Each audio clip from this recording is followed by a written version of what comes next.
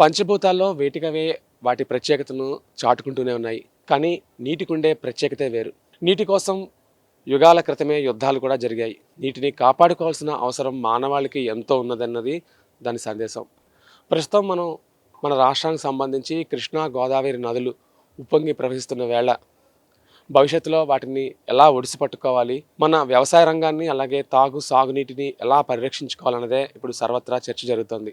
దీనికి సంబంధించి నదీనదాల పుట్టుక, పూర్వోత్తరాలు, భారతదేశంలో ఈ నదులకుండే ప్రత్యేకత వంటి అంశాలపై మాట్లాడేందుకు retired chief engineer irrigation Uppalapati Narayana Raju గారు మనతో ఉన్నారు. ఆయన అడిగి మనుషులు తెలుసుకుందాం. సార్, ముఖ్యంగా నదీ నదాలకు సంబంధించి రాష్ట్రాల మధ్య అనేక ఒప్పందాలు, వివాదాలు అన్నీ మనం చూస్తూనే ఉన్నాం గత కొన్ని దశాబ్దాలుగా. ముఖ్యంగా మన కృష్ణా, గోదావరి రివర్స్ సంబంధించి ఇప్పుడు అవి ఉప్పొంగి ప్రవహిస్తున్న పరిస్థితి మనం చూస్తున్నాం. ఒక రకంగా అందరికీ ఆనందించిన విషయమే. కానీ వాటిని మనం జాగ్రత్త చేసుకుని మన భావితరాలకు వాటిని అందించాలన్నదే ఒక సంకల్పం అయితే నడుస్తుంది. మీరు చాలా సీనియర్ కాబట్టి మీరు ఏం చెప్పదలుచుకున్నారు మన ప్రభుత్వాలకు కానీ, అటు తెలంగాణ, ఆంధ్రప్రదేశ్ రాష్ట్రాలకు కానీ, ప్రజలకు కానీ? ముఖ్యంగా ఈరోజు మనం పరిశీలించవలసింది ఏంటంటే, ఈరోజు కృష్ణా రివర్లో కృష్ణా బ్యారేజ్ కింద 5,60,000 క్యూసెక్స్, అలాగే గోదావరి ధవళేశ్వరం దగ్గర 8,50,000 క్యూసెక్స్, 8,50,000 క్యూసెక్స్ నీరు వృధాగా సముద్రంలోకి పోతుంది. దీనికి నీరుని ఒడిసిపట్టి స్టోర్ చేసి డిస్ట్రిబ్యూషన్ చేసి పొలాలకు మళ్లించడం అనేది నాగరికత వచ్చిన దగ్గర నుంచి అనాదిగా వస్తుంది. ఈ విషయంలో భారతదేశంకి ఉన్న అనుభవం చాలా గొప్పది. ఇది మనకి చాలా రికార్డ్ అయి ఉంది. అయితే ఈ నదుల గురించి చెప్పవలసి వస్తే ఇవి 2 కేటగిరీస్ అండి. ఒకటి ఏంటంటే ఆరిజిన్ నుంచి అవి ఎక్కడ పుట్టాయో అన్నది బేసిక్గా తీసుకుంటే Himalayan reverse and peninsular reverse అని 2 భాగాలు. హిమాలయాలో పుట్టిన గంగా, బ్రహ్మపుత్ర, యమున అవన్నీ హిమాలయన్ రివర్స్. పెనిన్సులార్ రివర్స్ అంటే ఈ మధ్య భారతమును సౌత్ ఇండియాలోకి వచ్చే పీఠభూమి నుంచి వచ్చేవి ఇవి పెనిన్సులార్ రివర్స్. అది ఆరిజిన్ బట్టి ఇది ఒక కేటగిరీ.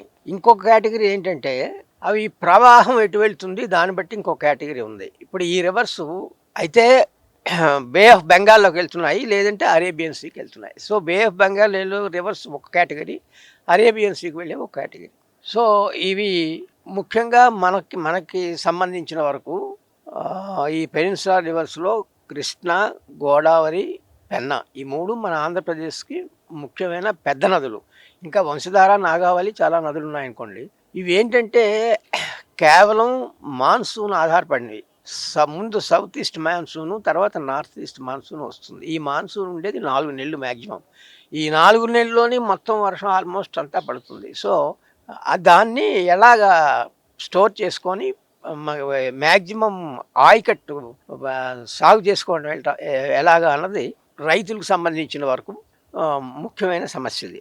అయితే ఈ పెనిన్సులార్ రివర్స్లోని సదరన్ సెంటర్ ఆఫ్ సౌత్ ఇండియాలో వచ్చేవి ఏంటంటే నర్మదా, తపత్తి, పెన్గంగా, కావేరి, వైనతేయి, బ్రాహ్మణి, మహానది, గోదావరి, కృష్ణ.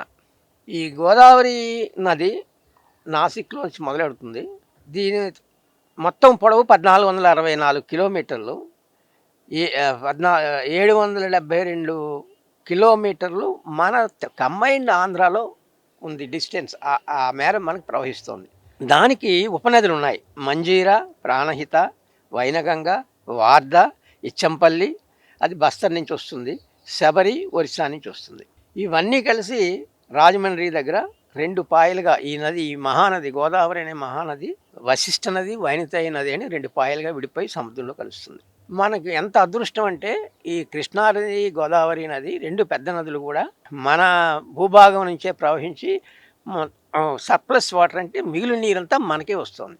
ఇంత అడ్వాంటేజ్ మనకు ఉన్నా సరే ఇప్పుడు మన పరిస్థితి ఏంటంటే ఆంధ్రాలో కల్టివబుల్ ల్యాండ్ అంటే వ్యవసాయానికి పనికొచ్చేది ఎంతైతే ఉంటుందో అందులో మనం 60-70% ఆ భూమికే మనం నీరు సప్లై చేయగలుగుతున్నాం. అంటే ఎస్యూడ్ ఇరిగేషన్ ఇవ్వగలుగుతున్నాం.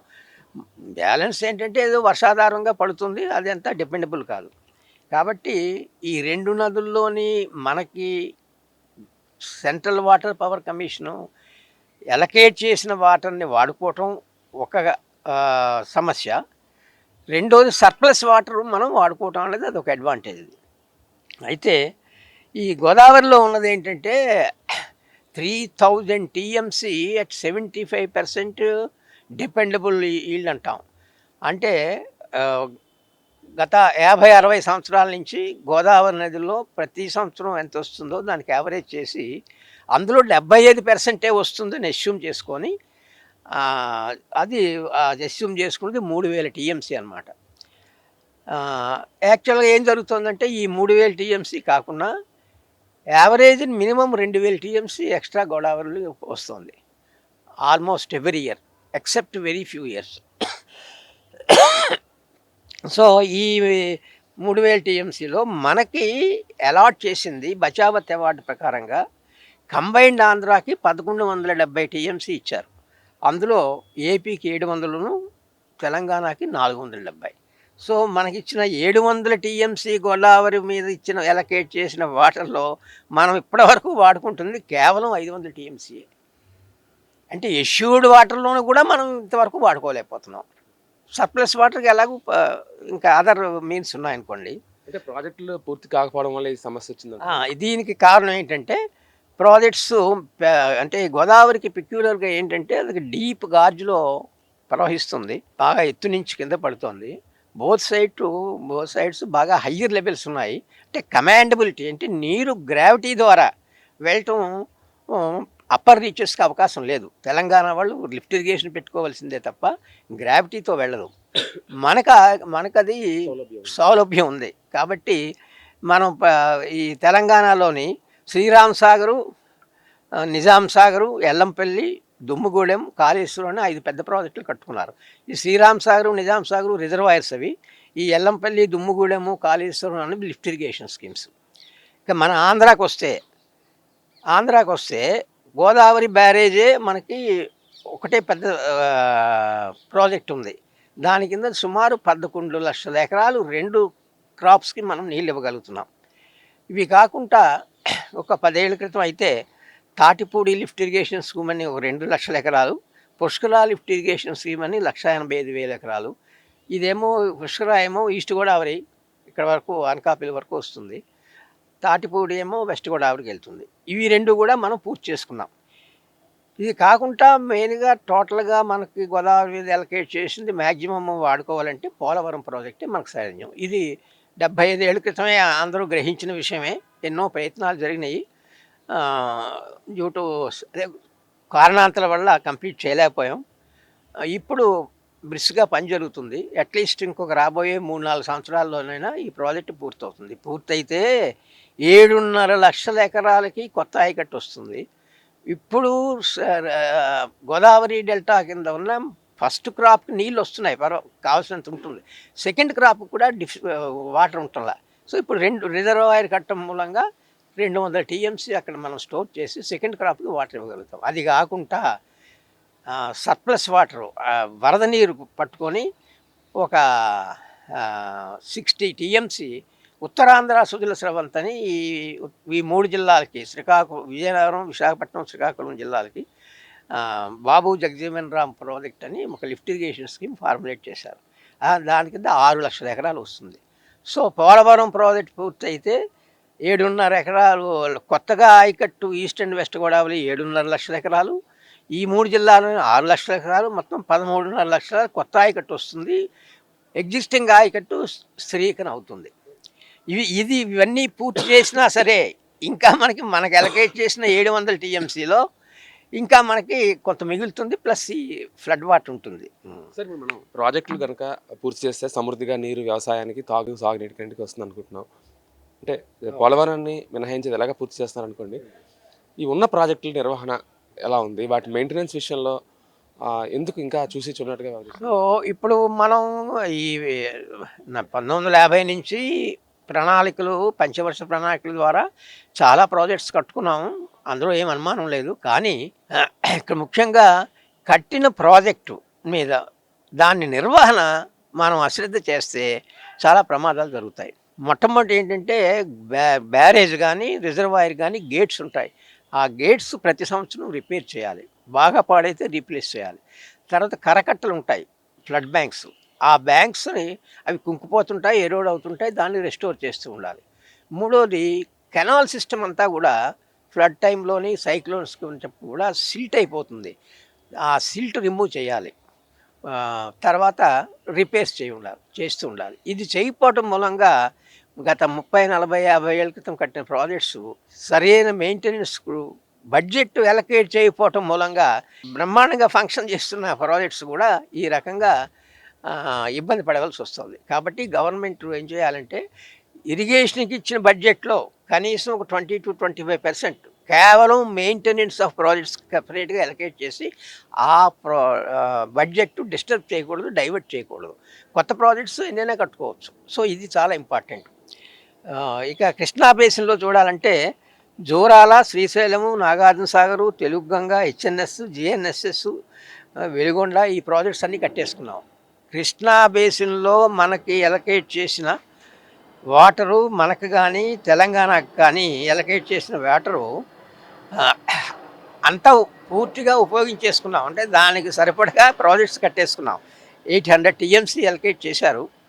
ఆ 800 టీఎంస్‌కి తెలంగాణ వాళ్ళు మనం కూడా అలొకేట్ చేసేసుకున్నాం. మెయిన్‌గా శ్రీశైలము, నాగార్జున సాగరు, పులిచింత ఈ ప్రాజెక్ట్స్ కట్టేసుకున్నాం. అయితే ఇంకా సర్ప్లస్ వాటర్ ఉంది కాబట్టి దీని మీద కొన్ని ప్రాజెక్ట్స్ ఈ హంద్రీ నీవా, జిఎన్ఎస్ఎస్, వెలిగొండ, తెలుగుగంగ ఇవన్నీ సర్ప్లస్ వాటర్ మీద కట్టుకున్న ప్రాజెక్ట్స్. వాటికి కూడా బాగానే వస్తుంది నీళ్లు. సో, అవి పూర్తి కాల. చిత్రం ఏంటంటే ఇవన్నీ 25 ఏళ్ళు, 30 ఏళ్ళు, 20 ఏళ్ల క్రితం మొదలెట్టిన ప్రాజెక్ట్స్ పూర్తి కాకుండా కొత్తగా ప్రాజెక్ట్స్ మళ్ళీ కట్టడం కట్టాలనుకోవటం అన్నది ఊరికే ఫైనాన్షియల్ బర్డెన్ అవుతుంది తప్ప ఇవి పూర్తి చేస్తే చాలా మంచిది. సో, ఫైనల్‌గా ఏంటంటే మనకి అలొకేట్ చేసిన వాటర్ అంతా ఫుల్‌గా ఉపయోగించుకోవాలి పూర్తిగా.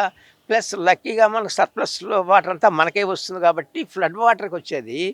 ఇక్కడ చాలా ఇంపార్టెంట్ పాయింట్ ఏంటంటే ఈ ఫ్లడ్ వాటర్ అనేది ప్రతి సంవత్సరం ఇంత ఫ్లడ్ వస్తుందని గ్యారంటీ లేదు. ఫ్లడ్‌లు ఎంతో కొంత వస్తుంది. కాబట్టి పెద్ద బ్లండర్ ఏం జరుగుతుందంటే వరి వేసేస్తున్నాం. ఇంత వరి అవసరం లేదు. మనకి ఇండియాలో వరి, గోధుమ 3 సంవత్సరాలకు సరిపడగా గోడౌన్స్‌లో నిల్వ ఉన్నాయి. కొంత ఎక్స్‌పోర్ట్ చేస్తున్నాం అనుకోండి. సో, ఈ సర్ప్లస్ వాటర్ మీద వచ్చిన ఆయకట్టు ప్రాజెక్ట్స్ ఏవైతే ఉన్నాయో వాటి మీద ప్యాడీకి నీళ్ళు ఇవ్వకూడదు. రైతులందరినీ కూడా మోటివేట్ చేసి millets, pulses, oil seeds. Millets, pulses, oil seeds అంటే మెట్ట పంటలు. వీటిని వేయాలని ఎంకరేజ్ చేయాలి. ఈ నీరు వాటికి ఇస్తే ఇప్పుడు రూ. 2కి బియ్యం కిలో ఇచ్చినంత మాత్రం ఏమిటి ఉపయోగం? కందిపప్పు, మినపప్పు, పెసరపప్పు నువ్వు రూ. 100, 150 కొనుక్కుంటే అవి కూడా కావాలి కదా! నూనె కూడా కావాలి కదా! ఇక్కడే చాలా పొరపాటు జరుగుతుంది. So, oil seeds, pulses, millets వీటికి నీరు ఇవ్వడానికే ప్రాజెక్ట్స్ ఫర్దర్‌గా కట్టాలి తప్ప ఈ వరి సాగుకి కట్టవలసిన అవసరం లేదు. ఈ గవర్నమెంట్ ఈ 3 యాంగిల్స్‌లో దృష్టి పెడితే బావుంటుందని నా ఉద్దేశం. సార్, ముఖ్యంగా మన ఉత్తరాంధ్రకు సంబంధించి వాగులు, వంకలు, చెరువులు ఇవన్నీ కూడా పూర్తిగా కనుమరుగైపోతున్నాయి. బిల్డింగ్స్ వచ్చేస్తున్నాయి. రైతులు కూడా వ్యవసాయానికి చాలా దూరం అయిపోతున్నారు. మెకనైజేషన్ అనేది ప్రవేశపెట్టాలనే ఆలోచనలో ప్రభుత్వం కూడా ఉంది. ఇది ఇంబ్యాలెన్స్ అవుతుంది సార్. దీని మీద దీనికి ముఖ్య కారణం ఏంటంటే all over the world there is over urbanization. Main reason over urbanisation.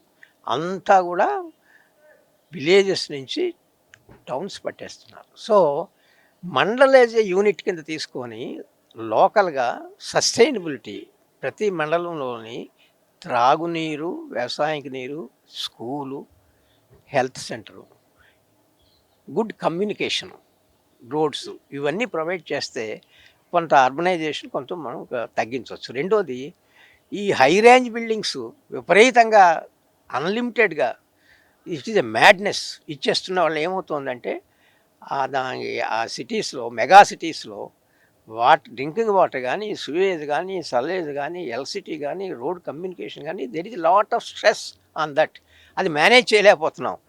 ఒక 10 సెంటీమీటర్ల వర్షం పడితే రోడ్లన్నీ మునిగిపోతున్నాయి. So, this is due to over urbanization. ఈ అర్బనైజేషన్ స్టాప్ చేస్తే కానీ ఈ ఈ ఈ ప్రమాదం నుంచి బయటపడలేం. ధన్యవాదాలండి. Thank you. ప్రతి వర్షపు చుక్కను ఒడిసి పట్టుకోవాల్సిన అవసరం అయితే ఉంది. వాటిని కాపాడుకుని మన భావి అవసరాల కోసం ఉపయోగించుకోవాల్సిన అవసరం అయితే ఉంది. ముఖ్యంగా ప్రాజెక్టుల తాలూకా ఉద్దేశాన్ని ప్రభుత్వాలు తప్పనిసరిగా గుర్తించాలి. కొత్త ప్రాజెక్టులు ప్రారంభించే ముందు ఉన్న ప్రాజెక్టులను కాపాడుకోవాలి. వాటి నిర్వహణ పద్ధతులను కూడా క్షుణ్ణంగా తనిఖీ చేసి వాటికి ఎప్పటికప్పుడు వాటిని లైవ్లోకి ఉంచే విధంగా చర్యలు తీసుకోవాల్సిన అవసరం ఎంతైనా ఉందని చెప్తున్నారు. ముఖ్యంగా అర్బనైజేషన్ కారణంగా ఇంబ్యాలెన్స్ అనేది ఏర్పడుతోంది. దీన్ని సరిదిద్దాల్సిన బాధ్యత ప్రభుత్వంపై ఉంది. అలాగే ప్రజలు కూడా నీటి సంరక్షణపై, జల వనరుల నిర్వహణపై ప్రత్యేకమైన అవగాహన కలిగి ఉండాలని ఉప్పలపాటి నారాయణరాజు గారు చెప్తున్న పరిస్థితి ఉంది. Video journalist Satyata Murthy, VBC on TV, Visakhapatnam.